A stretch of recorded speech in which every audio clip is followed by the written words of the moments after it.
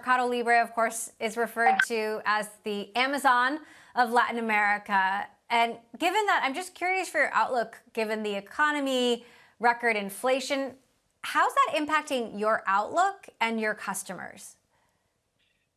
Hi, Emily. Thanks for having me. So, definitely a similar situation with high inflation across the region as in the US.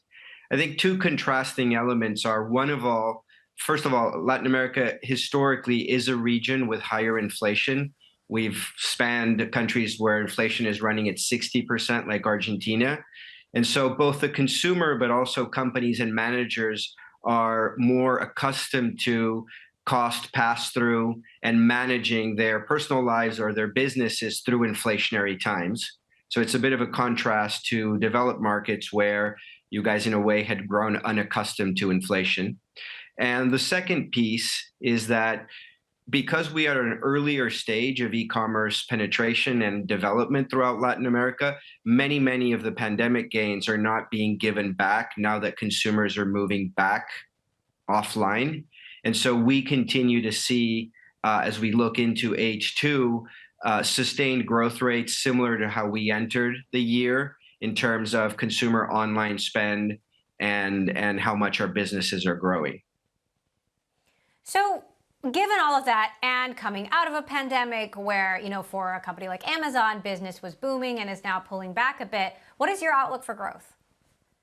So sustained growth similar to what we saw in the second quarter. We hit revenue growth north of 50% Q2, constant currency adjusted. And again, because the secular tailwinds are still very strong, internet commerce as a percentage of overall retail is still high single digits or low double digits across most of our markets. We're still in a phase of the J curve of adoption where there's still significant wind behind our sails. And so we haven't really changed our outlook for H2 growth and a similar trajectory to what we were seeing during the second quarter. So optimistic about the business and continuing to ride the revolution of consumers moving online, both for commerce and their digital finance throughout Latin America.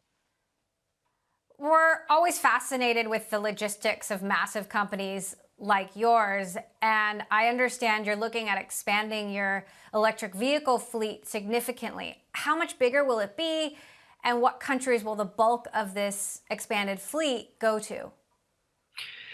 So one of the things we've had to do to solve e-commerce and to be able to become the e-commerce leader across the entire region was logistics. It was really one of the big pain points to the development of e-commerce. And so as a consequence of that, we've built out the largest and the most efficient logistics network in most of the countries where we operate. Obviously, one of the less positive impacts of that is that that has significantly increased our carbon footprint, and we are very committed to attacking that head on through vehicular transformation of most of our fleet over the long run to electric vehicles. So we raised about $400 million last year in a sustainable bond. A significant portion of that is to be able to finance the vehicular transformation. So we've committed to another 500 electric vehicles before the end of the year. That would take the fleet this year alone to over 1,000 vehicles. That's just a portion of what we need to do for the long run.